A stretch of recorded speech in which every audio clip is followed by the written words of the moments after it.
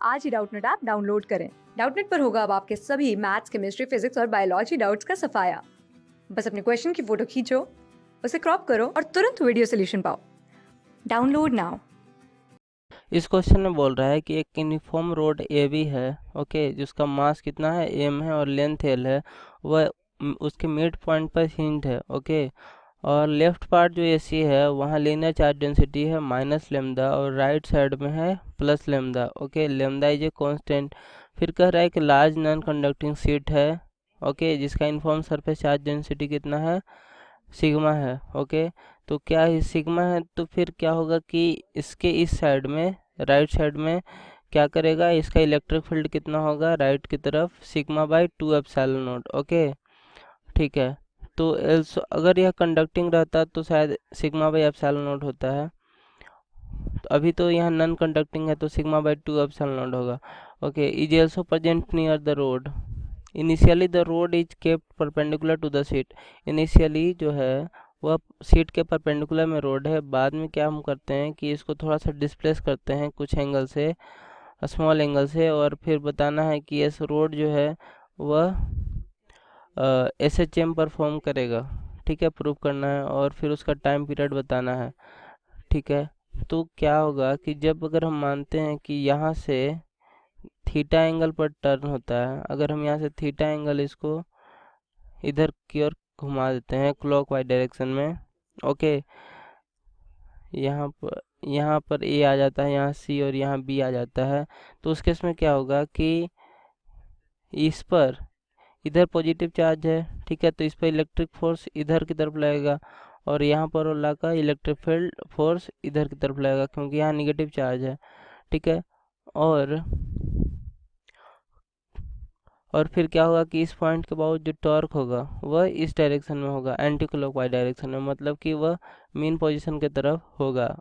और mean position की तरफ अगर फोर्स लगता है तो वह क्या होता है, एस एच एम होता है, फोर्स लगता है। फिर जब एंगुलर मोशन होता है तो उसमें हम टॉर्क की बात करते हैं। तो अब हमको देखना है कि जो टॉर्क है वो डायरेक्टली प्रोपोर्शनल टू थीटा होना चाहिए, तब तो वह एस एच एम ही परफॉर्म करेगा, ठीक है। तो इसको हम ऐसा मानते हैं कि यहाँ पर जितना जो चार्ज डेंसिटी है लेमदा, ओके, और यहाँ पर कितना है माइनस लेमदा है, ठीक है। तो इस एसी पर जितना टोटल चार्ज होगा और बीसी पर टोटल जितना चार्ज होगा, ओके, तो क्या करते हैं कि उसके सेंटर पे हम बीसी पे जितने चार्ज है उसके सेंटर पर हम लाते हैं, ठीक है, और एसी के पे जितने चार्ज है उसके सेंटर पर रखते हैं, ओके। चूँकि एंगल थीटा जो है क्या है कि छोटा सा है, ठीक है, तो थोड़ा सा शिफ्ट करने के बाद क्या हुआ कि मतलब कि जो सिमेट्री है ना, इधर इलेक्ट्रिक फील्ड तो कांस्टेंट है, जिसके कारण क्या होगा कि हम ऐसा कर सकते हैं कि इसको जितने चार्ज है उसको सेंटर पर मान लेंगे और यहाँ पर जितने चार्ज है उसको सेंटर पर मान लेंगे, ठीक है। मतलब यह एल है, टोटल एल है, तो यह एल बाई 2 है, और यह एल बाई 4 होगा, यह एल बाई 4 होगा। तो बेसिकली मतलब यहाँ पर पॉजिटिव चार्ज कितना होगा, क्योंकि दोनों लेमदा ही है, चार्ज डेंसिटी एक प्लस एक माइनस है, तो जो प्लस होगा लेमदा एल बाई 2 चार्ज हो जाएगा, और यहाँ पर हो जाएगा minus lambda L by 2 charge, ठीक है। मतलब एक तरह से कहने का मतलब है कि यह क्या बनेगा, डाइपोल बनेगा जिसका चार्ज है लेमदा एल बाई 2 और उसके बीच का डिस्टेंस कितना हो जाएगा, एल हो जाएगा, ठीक है। तो डाइपोल जब इलेक्ट्रिक फील्ड में होता है तो टॉर्क क्या लगता है, पी क्रॉस ई, और डाइपोल का जो डायरेक्शन होता है नेगेटिव से पॉजिटिव होता है, ओके। और मतलब कि इस डायरेक्शन में इसका डायरेक्शन है पी का, ओके, और जो इलेक्ट्रिक फील्ड का डायरेक्शन है वो इधर है, तो उसके बीच में एंगल कितना है, थीटा है। तो क्या होगा, टॉर्क का value tau is equal to होगा पी साइन थीटा, और थीटा स्मॉल है तो sine theta is equal to क्या होता है, थीटा, और पी का वैल्यू क्या होता है, डाइपोल का charge into distance between them.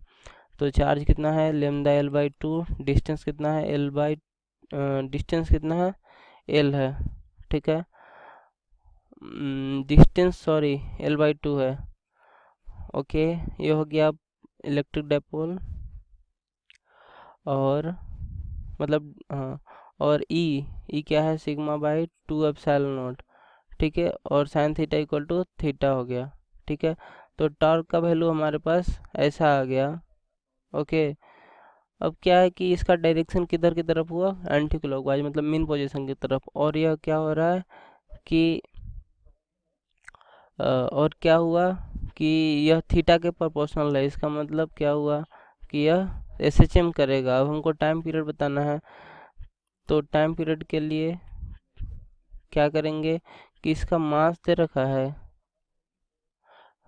हाँ मास दे रखा है एम।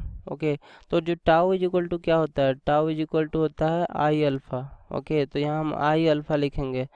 ओके, और आई निकालना है हमको, तो आई कितना होगा हिंज के about m l square by 12, क्योंकि परपेंडिकुलर बाइसेक्टर है हिंज।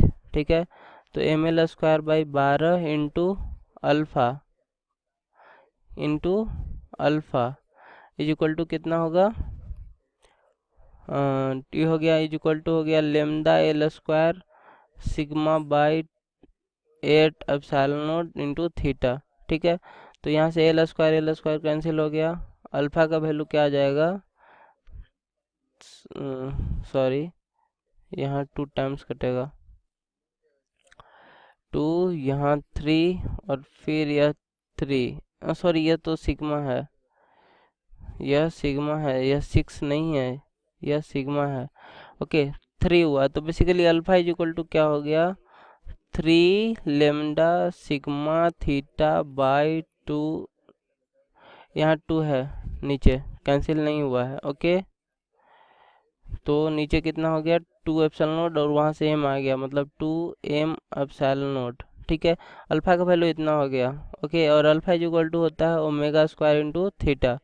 तो बेसिकली ओमेगा का वैल्यू कितना हो गया, ओमेगा का वैल्यू हो गया under root 3 lambda sigma by 2 m epsilon naught. ठीक है, ओके, अब ओमेगा का वैल्यू इतना आ गया, तो जो टाइम पीरियड होगा, टाइम पीरियड का वैल्यू क्या होता है 2 पाई बाई ओमेगा। तो time period is equal to 2 pi by omega हम करेंगे, तो 3 lambda sigma by 2 m epsilon naught. तो इसको हम क्या लिख सकते हैं 2 pi under root 2 m epsilon naught by 3 m into sigma, 2 m epsilon naught by 3 into lambda into sigma. ठीक है, तो ये हमारा क्या हो जाएगा टाइम पीरियड का वैल्यू हो जाएगा एसएचएम का। Okay, thank you. क्लास 6 से 12 से लेके नीट IIT JEE मेंस और एडवांस के लेवल तक 10 मिलियन से ज़्यादा स्टूडेंट्स का भरोसा। आज ही डाउनलोड करें डाउटनेट ऐप या व्हाट्सएप कीजिए अपने डाउट्स 8400 400 400 पर।